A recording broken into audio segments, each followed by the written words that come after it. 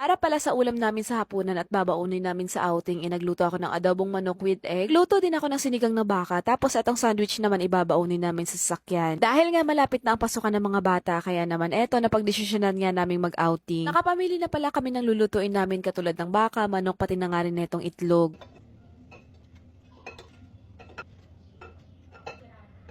Ang una ko palang gagawin is maglalaga na muna ako netong itlog.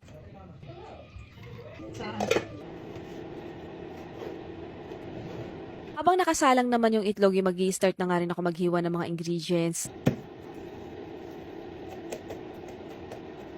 Kung itlog pala is luto na siya, kaya naman mag-i-start na ako magluto nitong adobong manok. Bale pala, nag-isa lang ako ng bawang, sibuyas, tapos ilalagay ko na din yung chicken. Bale pala mga mi, etong chicken adobo is ulam na namin to sa hapunan, tapos lalagyan ko nga din ng itlog yan. Bale pala yung matitira dito is ilalagay ko sa freezer kasi isa na din yan sa baon namin sa outing. Mahaba kasi ang biyahe namin, kaya naman etong chicken i-frozen ko na siya para pagdating namin sa pinaka-resort iinitin na lang. Mas okay kasi na may ready to eat na kaming pagkain kasi mapapagod talaga kami sa biyahe.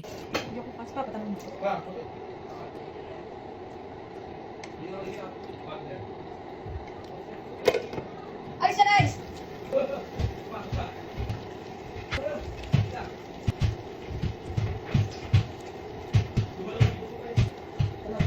At ayan, luto na yan, kaya naman kakain na kami. At shortcut nga mga mi, habang kumakain kami, nakapagpakulo na nga rin ako ng baka. Malambot na siya, kaya naman inilagay ko na nga yung ibang ingredients katulad ng kamatis, sibuyas. Ilalagay ko na din dyan yung gabi para lumambot at dudurugin ko naman.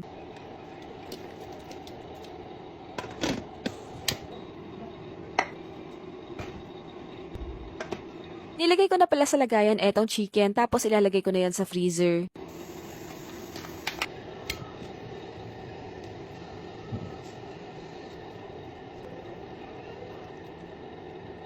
Lambot na pala yung gabi mga mi, kaya naman dinurog ko na siya. Tapos inilagay ko na din yung ibang gulay katulad ng okra, sili, tapos itong kangkong. Etong mga gulay pala is half cook lang yung luto dyan para kapag ininit namin is hindi siya sobrang luto or hindi naman kaya madurog.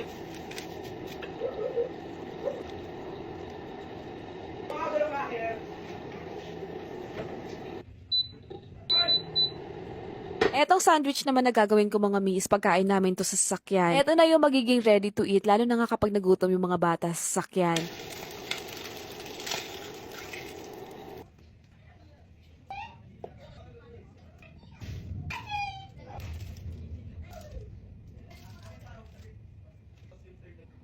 Naglagay na pala ako ng tinapay at etong ham. Tapos after nyan mga miss, ito-toast ko siya dito sa kawali.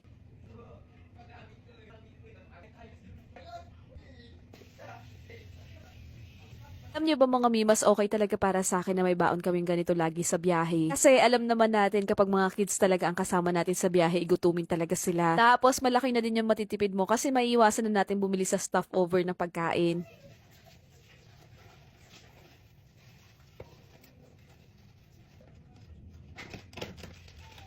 At ayan, tapos ko na yung sandwich mga mi. Eto pala is hindi ko na ilalagay sa rep at bibit-bitin na nga lang kinabukasan.